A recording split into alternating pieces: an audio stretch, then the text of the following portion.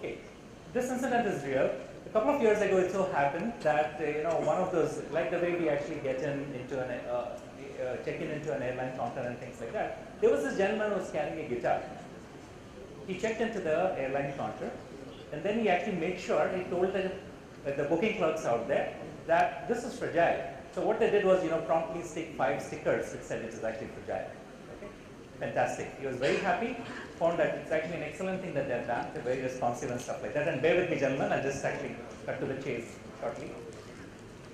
And then he goes in, and as he's about to board the aircraft, he sees something very interesting.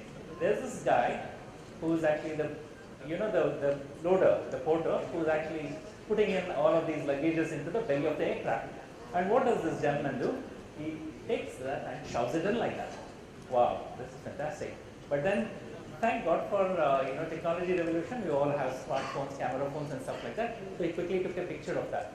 And he was fiddling with the phone, and he realized, okay, fine. He did not have any intention to really make this whatever it turned out to be.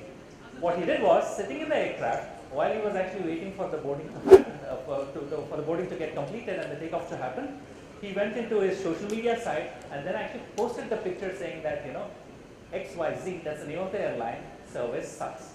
Okay? And he puts it in actually on his site. It takes about 3.5 hours for the flight. He lands up and he's actually got something like about 30,000 views. Now, on that note, I would like to actually talk about this. No one knew at that point of time how to actually handle a situation like this. These are all new. You wouldn't actually have this in the real world. How much damage can actually happen if you had to really mess up on customer service for any company? You could actually have few people, maybe 10, 20, 30, 100 people who will get affected about it. But what has actually happened over here?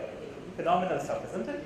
So on that note, I want to actually pose a question here to the panelists. And what we could perhaps do is, in the interest of time, quickly, what's your take on this thing? Where does the responsibility lie in this aspect? Let's start from the